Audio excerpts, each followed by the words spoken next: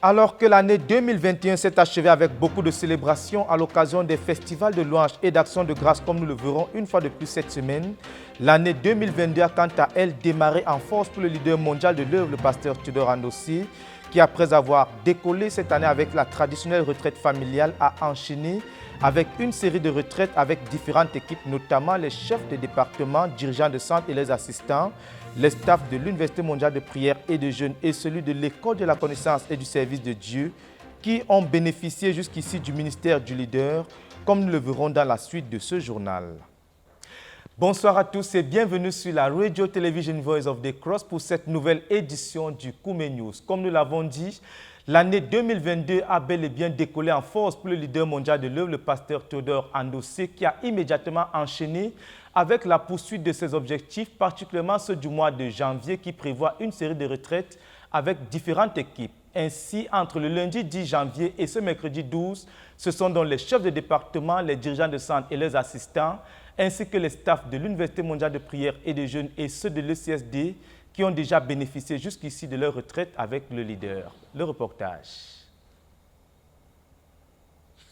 De retour de sa retraite familiale ce dimanche 9 janvier, le leader, le frère Théodore Andossi, le lundi 10, a entamé son programme de retraite avec différentes équipes et départements, retraites qui se tiendront tout au long du mois de janvier. L'équipe des chefs de département, des dirigeants principaux de centre de l'église du quartier général et leurs assistants a ouvert la série des 8 heures ce lundi 10 janvier 2022. C'est par des actions de grâce, la louange et la prière que les saints, sous la coordination du frère Elia Ritoya, ont démarré la rencontre. Après une courte pause, le frère Nicolas Akwa, au travers d'une brève exhortation, a conduit les saints à se préparer pour le ministère du frère Théodore Andossi. Le leader de sa prise de parole a invité tous les chefs de département venus d'autres localités et provinces spirituelles à se présenter. Durant les présentations, le frère Théodore a apporté quelques clarifications sur la manière de rendre la vision plus claire. Il a pour cela expliqué que la vision vient de l'intérieur et grandit après chaque pas d'obéissance. Ainsi, ceux qui avancent voient plus clair et si on n'atteint pas les limites de ce qu'on a vu, on ne peut pas voir plus loin, a expliqué le frère Théodore, et on finit par devenir confus. Obéir, c'est donc achever tout ce que j'avais vu et que je connais afin de pouvoir voir clairement la prochaine chose à faire. Le leader, à la suite de cette exhortation, a partagé avec les frères le déroulement de la retraite familiale qui venait de s'achever. Les actions de grâce pour 2021 ont été l'un des moments clés de cette retraite, a-t-il relevé. Une leçon sur les actions de grâce pour une année qu'il a ressorti de ce partage est que remercier Dieu pour une année, c'est comme voir un paysage et identifier les montagnes parmi les buts. Il faut donc se poser les questions. Quelle est la montagne dans ma marche avec Dieu? Quelle est la montagne dans mon service à Dieu en 2021? Poser cette question à relever le leader va permettre de voir clair sur ce qui a été accompli et ainsi être à l'abri du sentiment de dépression qu'on n'a rien accompli. Passant à la pratique, le frère Théodore a donné un compte rendu de son année 2021 et quelques-unes de ses montagnes. Poursuivant son partage, le leader a relevé qu'en planifiant 2022, il doit ériger une montagne dans sa croissance intérieure. Pour cela, il aura 120 jours de retraite cette année afin de pouvoir s'ouvrir et s'écarter lui-même car le ministère est en train de grandir, a-t-il précisé.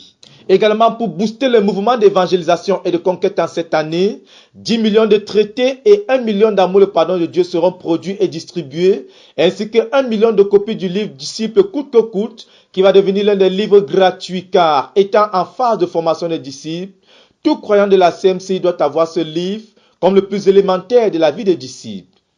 Ce livre sera également distribué à tous les croyants dans toutes les dénominations, a-t-il précisé.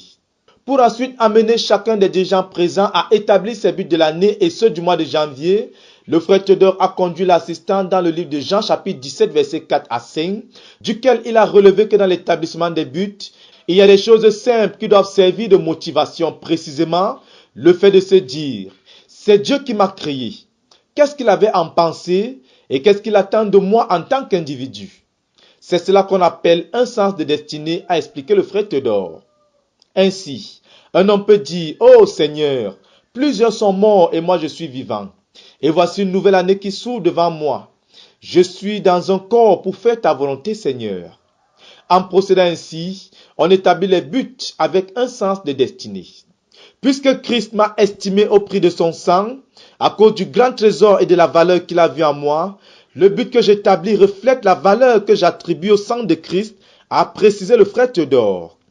Établir un but, c'est faire une proclamation de ce que Christ représente pour moi, car le seul appel de Dieu, c'est l'appel à Christ, a expliqué le leader. Et toute autre chose que nous faisons, c'est en réponse à cet appel. Ainsi, dans l'établissement des buts et la poursuite de l'accomplissement de nos objectifs, Dieu est glorifié quand ce que je suis en train de faire est achevé.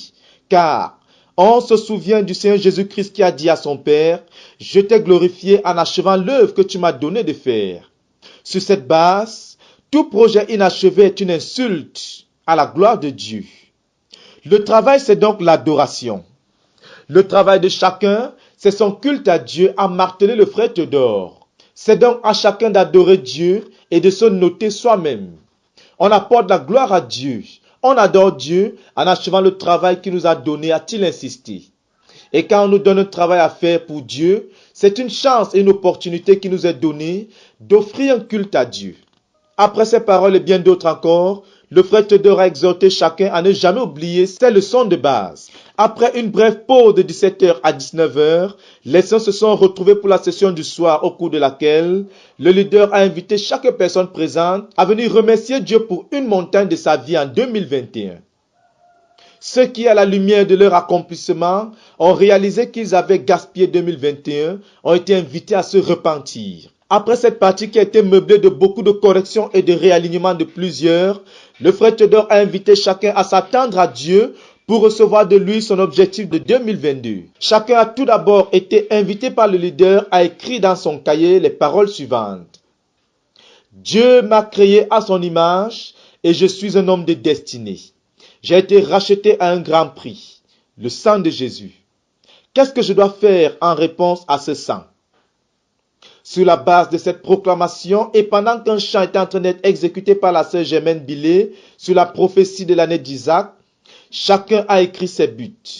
Et pour finir, le leader a présenté de manière détaillée comment il a planifié l'année 2022 et ce qui doit être accompli dans et au travers de son leadership, ainsi que ce qu'il doit accomplir en tant qu'individu. Clôturant par un passage extrait du livre d'Ésaïe chapitre 45, le frère Théodore a exhorté chacun à grandir avec son ministère, car plusieurs ont abandonné la croissance requise par leur ministère, en sorte qu'elles n'ont pas grandi et ne sont pas en train de grandir. Et quand finalement vient le temps de l'opportunité de servir, elles ne sont pas prêtes à ajouter le frère Théodore. Il est donc environ 3h20 quand le leader achève son intervention à cette retraite. Après s'être retiré pour aller préparer la rencontre du lendemain avec le staff de l'Université mondiale de prière et de jeûne, les sœurs, après une brève pause, ont poursuivi la prière avec la veille sur le ministère jusqu'à 5h du matin. À Dieu soit toute la gloire pour un décollage en force réussi de l'année 2022. Document pour la RTVC, Dan Josué Mouloula Bekoum.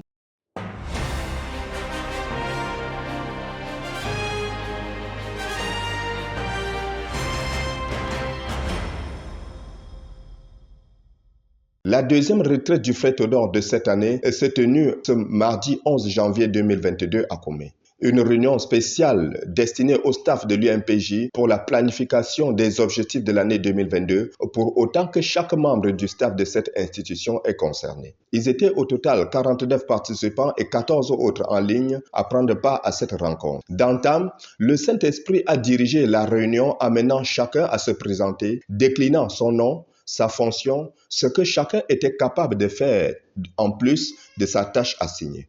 Pendant cette séance de présentation, le Seigneur a utilisé le leader pour orienter, réaligner, aidant tout un chacun par des paroles de sagesse, d'exhortation et d'encouragement à saisir les pistes pour la planification des buts de l'année 2022. À l'issue de cet exercice, Dieu a suscité un jardinier pour l'embellissement, l'entretien du site de l'UMPJ, un plombier pour la gestion du système de canalisation des eaux et bien d'autres couvriers. Le frère Théodore a annoncé une autre réunion de mise au point dès l'arrivée du deuxième vice-chancelier de l'UMPJ à la personne du frère Mationgo, notre missionnaire numéro 1 du Malawi. Et cette rencontre qui a commencé vers 9h du matin s'est achevée aux environs de 22h. Document pour la RTVC, Jacques Koueché.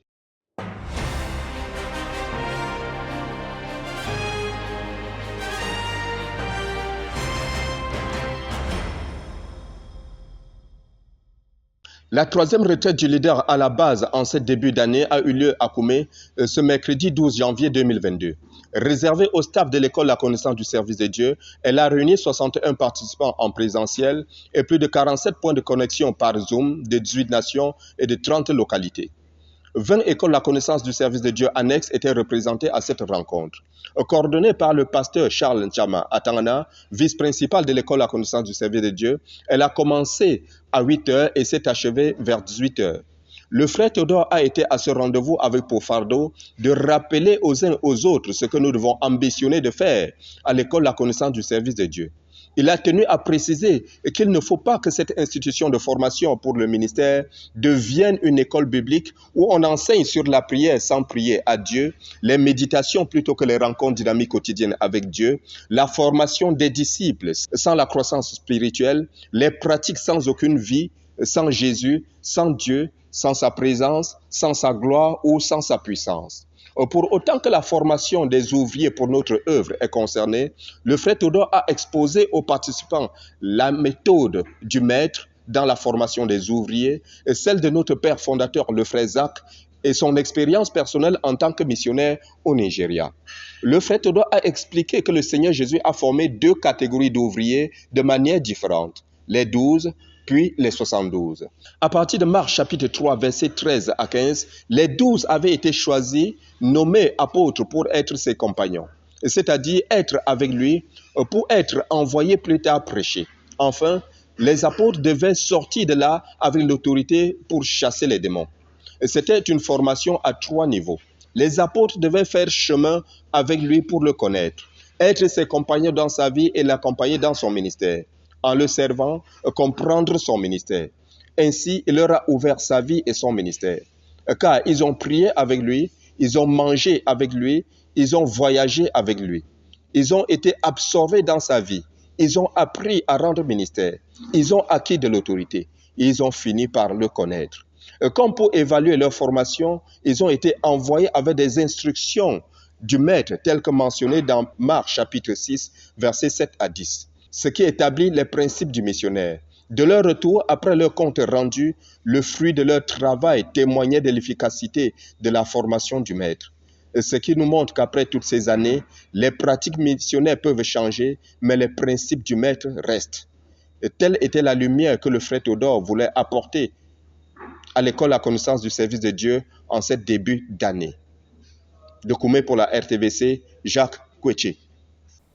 Avant de poursuivre ce journal, nous vous proposons un retour en images sur le dernier festival de louanges et d'action de grâce qui s'est déroulé du 31 décembre 2021 au 1er janvier 2022 avec à la clé la présentation des comptes rendus par les différents départements, la prière pour la veille sur le ministère et les impressions de quelques-uns qui ont pris part à la rencontre. C'est un compte rendu de Isabelle Maïkoui.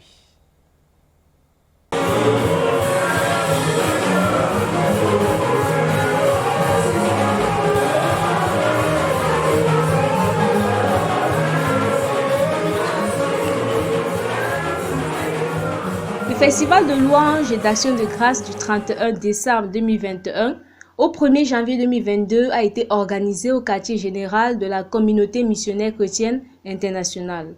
L'opportunité a donc été donnée au chef de département de présenter un bref compte rendu de ce que Dieu les a rendus capables de faire durant l'année 2021.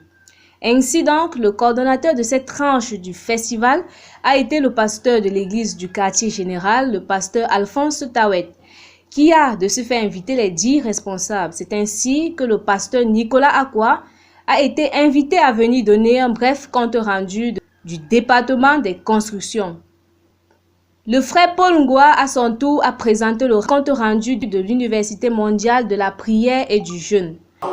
With a total number of 4,170 participants who were present on the site. Praise the Lord.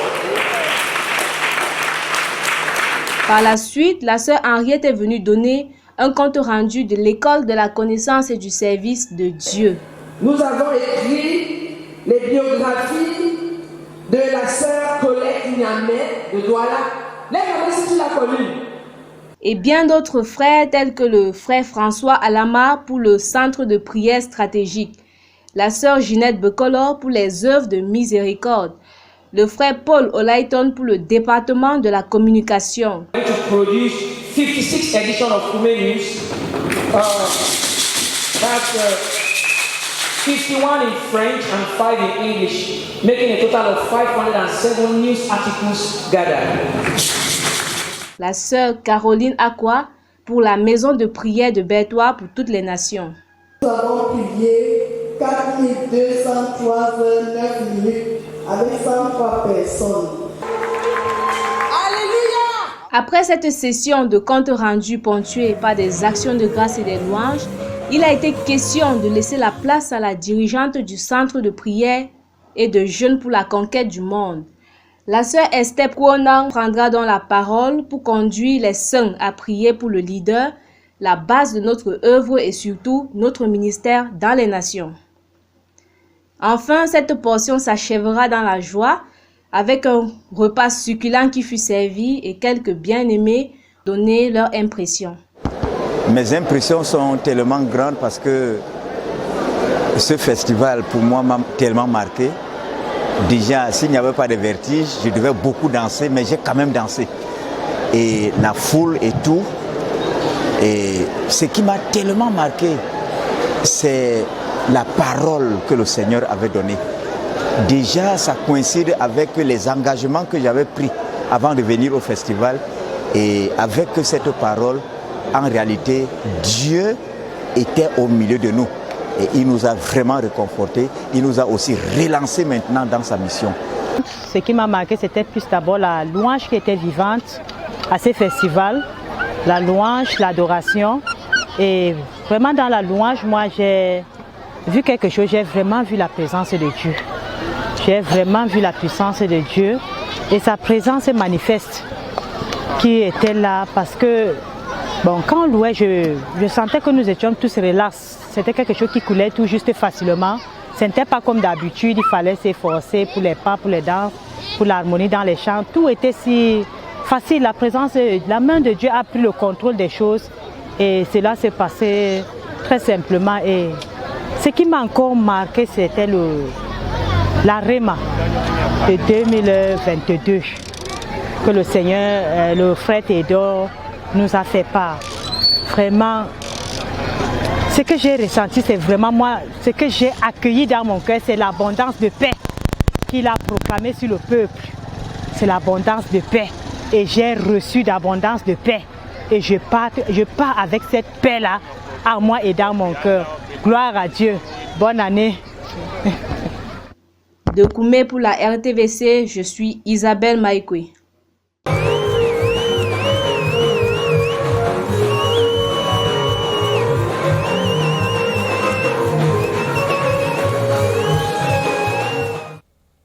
Les souvenirs de la nuit du festival de louange et d'action de grâce restent encore frais dans les cœurs des saints de la province spirituelle des universités de Yaoundé qui, à cet effet, ont remercié le Seigneur qui les a conduits tout au long de l'année 2021 et durant tout leur parcours jusqu'ici.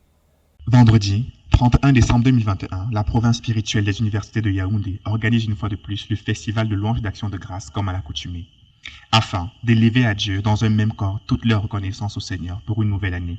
La décoration de la salle ne passe pas inaperçue. Les murs peints en blanc, le hall décoré de fleurs et de ballons, pour montrer ainsi la gaieté des lieux.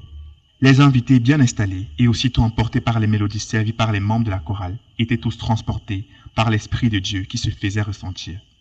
Place, à présent, à la prédication de l'Évangile, faite par le pasteur Sévérin Lancy, invitant ainsi les jeunes à la repentance et à l'abandon radical de tout péché. Une invitation que plusieurs décident d'accepter. Connecté depuis Koumé-Bertois, le Seigneur, au travers du leader mondial de la communauté missionnaire chrétienne internationale, le pasteur Théodore Andossé, invite tous les fidèles à se lever et à travailler, à être des champions afin d'entrer dans une nouvelle sphère, pour de nouveaux accomplissements. Place à l'agapé, où les frères d'un commun accord partagent différents menus, signes d'union et de communion fraternelle. La prestation des tout-petits à travers des danses, des mémorisations bibliques et aussi des interprétations et des ballets de danse présentés par les plus grands était au programme. En termes de bilan, la province spirituelle universitaire quitte de près de 129 membres en octobre 2016 et se retrouve aujourd'hui avec environ 1330 membres engagés à suivre les voies de Dieu. C'est par la bénédiction finale du pasteur Sévérin Lanty que se clôture la cérémonie, le peuple prêt à affronter la nouvelle année 2022. L'année 2022 a effectivement décollé en Angola avec la tenue d'un service conjoint pour planifier l'année et confronter les grands défis à relever. Du côté de la Côte d'Ivoire, le lundi 10 janvier dernier a marqué l'ouverture de la 4e édition de la retraite annuelle des missionnaires nationaux avec le pasteur Boniface Meigné. Le compte rendu de ces événements avec Yacine Bekolo et Pascal Béori. Notre missionnaire en Angola, le frère Adolfo, a commencé l'année sur les chapeaux de roue. En effet, il a convoqué un premier service conjoint avec toutes les assemblées de la ville de Luanda pour une séance de compte rendu et pour relancer les autres pour les défis de la nouvelle année. Loué l'Éternel car il est bon, car sa miséricorde durera toujours.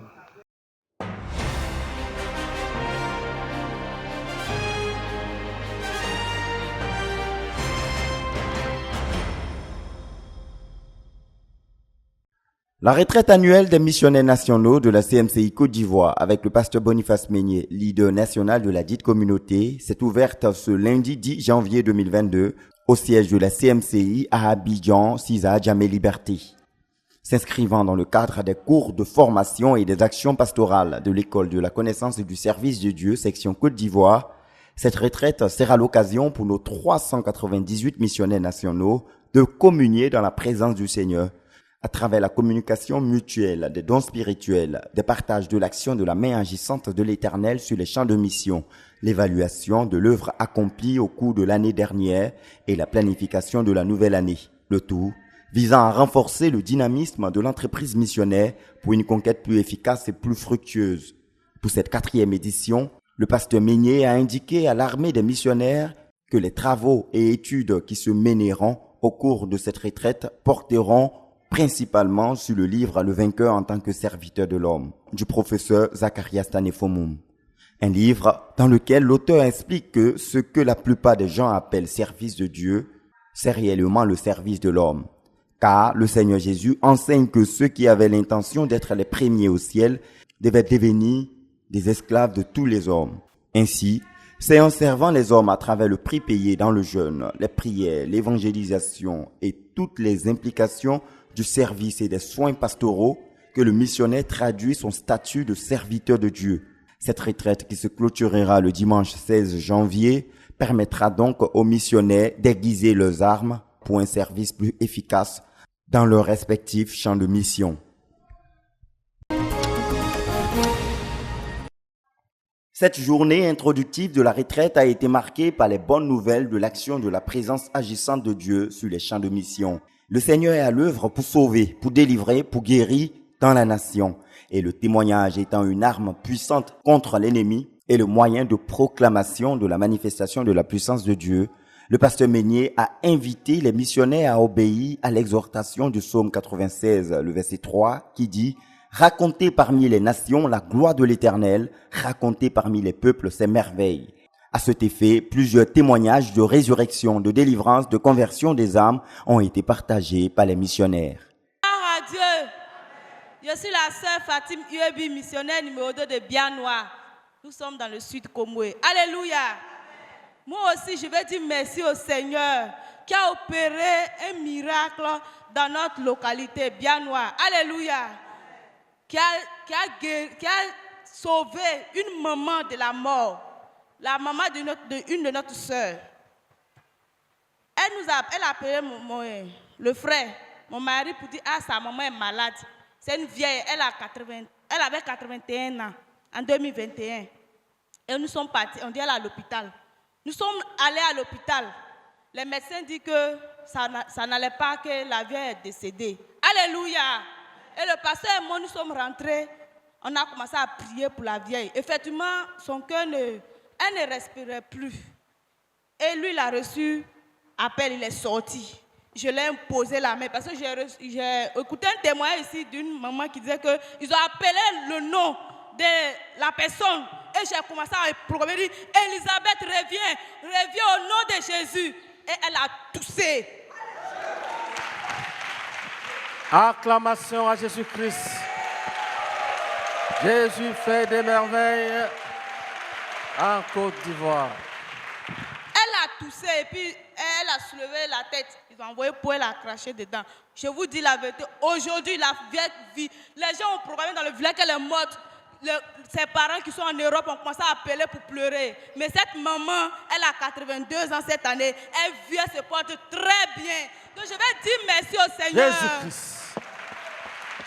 Qui travaille avec nous dans la localité de Bianois. Au nom de Jésus. Amen. Amen. Les témoignages ont aussi été au rendez-vous dans la session de la nuit consacrée au compte-rendu des différentes régions spirituelles de l'Église de Côte d'Ivoire. Pour le premier jour, 4 régions ont été au programme, à savoir la Niébi-Tiassa, le Bélier, le Gbeke et le Nzinifou.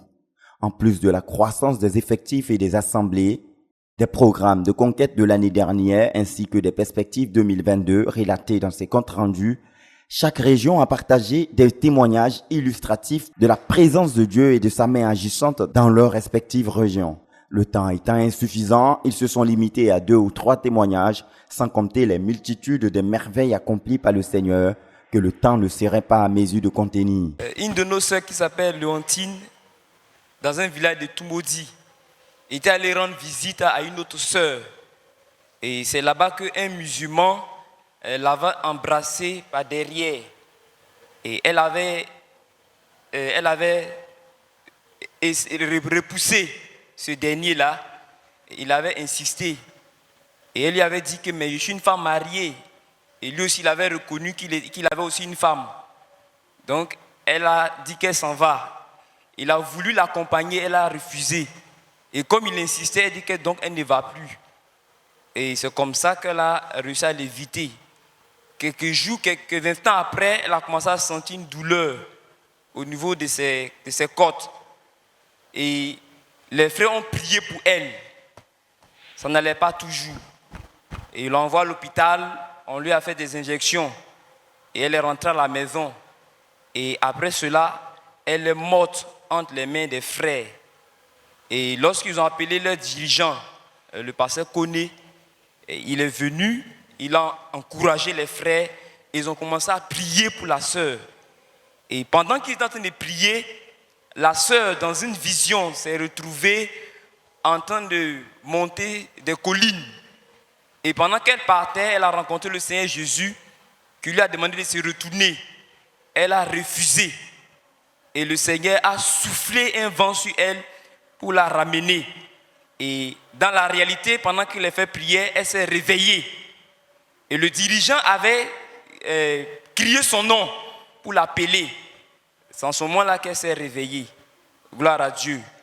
Et les non-croyants ont vu vraiment la main de Dieu dans ce village. Et ils ont reconnu que Dieu est vraiment au milieu de nous. Et l'un des non-croyants qui pensait qu'elle allait mourir, lui a dit, après l'avoir rencontrée, que nous on s'apprêtait à aller boire à ton funérail. Mais le jour où ton pasteur va venir, il faut me faire signe, je vais venir donner ma vie à Jésus. Notons qu'entre midi et 14h, cette retraite est consacrée à la prière pour la nation, conformément à la croisade de prière et de jeûne partiel de 40 jours pour la paix et la prospérité de l'évangile dans toute la nation. Croisade dans laquelle l'Église de Côte d'Ivoire est engagée depuis le 1er janvier 2022. Les missionnaires ont été conduits par le pasteur Boniface Meignet à intercéder pour les conditions favorables à la croissance de l'Église et l'expansion du royaume de Dieu en Côte d'Ivoire.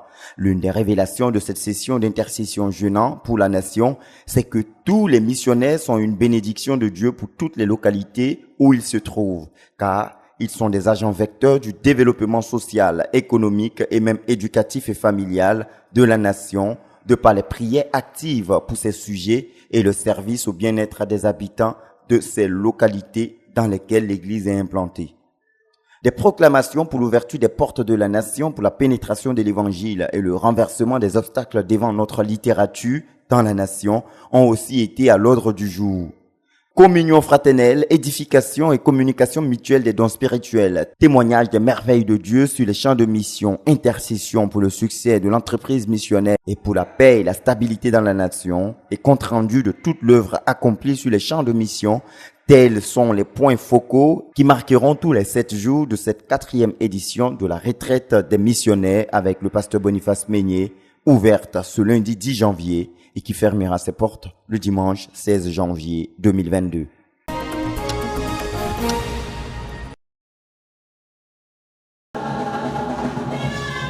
C'est désormais un rendez-vous fixé pour l'église d'Abidjan. Chaque vendredi de 22h à 4h, une nuit de prière se tiendra avec le pasteur Boniface Meignier pour principalement intercéder pour la croissance de l'église. Pour la première du genre, tenue ce vendredi 7 janvier, près de 2000 frères, essentiellement les anciens, les dirigeants d'assemblée et les dirigeants en formation se sont réunis au siège de la CMCI, Sisa Djamé Liberté. Occasion pour le pasteur Meignier de situer le contexte d'une telle nuit de prière. Demandons à notre Dieu que les nuits de prière soient des nuits qui vont nous rapprocher de Dieu, soient des nuits qui vont nous restaurer dans les desseins de Dieu, soient des nuits qui vont nous permettre d'atteindre la maturité en Dieu. Que ce soit des nuits de révélation, des nuits de consécration, ce soit des nuits portées par nos cœurs. Ce fut près de 8 heures d'intenses moments d'intercession, d'affermissement, de combat spirituel et de guérison.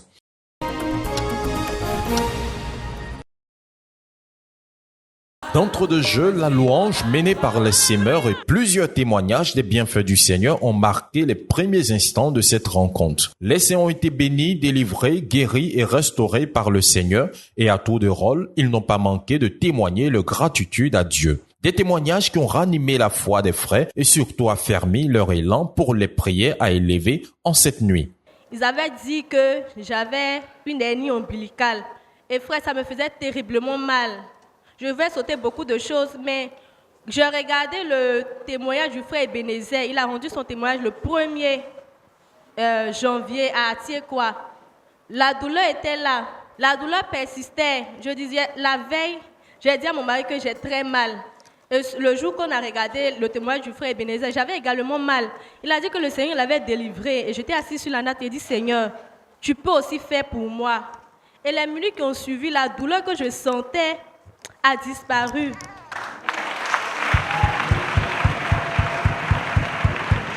Jésus-Christ. Et quand j'appuie même le ventre, je ne sens rien. Je veux dire merci au Seigneur, ce bon Dieu qui nous guérit. Que la gloire lui revienne. Amen. Et le matin, le père de mon fils m'appelle que mon fils ne respire plus. Je dis, il ne respire plus, ça veut dire quoi? Je dis, non, moi, ce n'est pas ce que le Seigneur m'a dit. Je dis, il faut mettre le haut-parleur. L'enfant est où? Il dit, l'enfant est couché. Je dis, mets le haut-parleur. Je dis, Seigneur Jésus-Christ, moi j'ai cru en toi. Ce n'est pas pour être dans le malheur. Tu n'es pas un Dieu qui donne le trouble. Tu donnes la paix. Au nom de Jésus, esprit de mort, quitte la vie de mon fils. Tu n'as pas, cet enfant ne t'appartient pas. Lâche sa vie et puis retourne là où tu es quitté. J'ai prié avec vie et l'enfant a respiré. Donc je veux dire merci. Ce fut aussi une nuit de révélation, d'éclaircissement de points de doctrine et surtout de prières intenses pour l'Église, en particulier pour les dirigeants et les missionnaires. Après la première session, les témoignages vont encore rebondir cette fois après la prière intense de guérison et de délivrance dirigée par le pasteur Meignier. Nous vous arrachons et nous vous jetons dans les abîmes du néant. Nous proclamons la guérison de toute personne. Guérison, guérison, guérison, guérison. Guérison, guérison, guérison, guérison. Guérison, guérison, guérison, guérison. Guérison, guérison, guérison, guérison. Des prières à l'issue desquelles plusieurs frères vont recevoir séance tenante leur guérison. On pouvait voir 42 saints, tout joyeux, de témoigner de leur guérison instantanée. Je voudrais vraiment dire merci au Seigneur qui m'a délivré d'une boule tout à l'heure. Frère, j'ai une boule au niveau de mon cou gauche. J'avais une boule au niveau de mon cou gauche. Et pendant que nous étions en train de prier, je touchais la boule pendant que nous prions. Et sous mes yeux, la boule a disparu. Je voudrais Acclamation. Deux bonnes nouvelles qui sont la pure démonstration de la présence de Dieu au milieu de son peuple. Et n'est-ce pas un message divin pour les saints, à savoir, les nuits de prière de vendredi seront des nuits de la manifestation de la présence et de la puissance divine. Voilà, chers téléspectateurs, nous sommes donc parvenus au thème de cette présentation. Les programmes se poursuivent sur la Radio Television Voice of the Cross. Rendez-vous la semaine prochaine pour une autre édition du Koumé News. Que Dieu vous bénisse.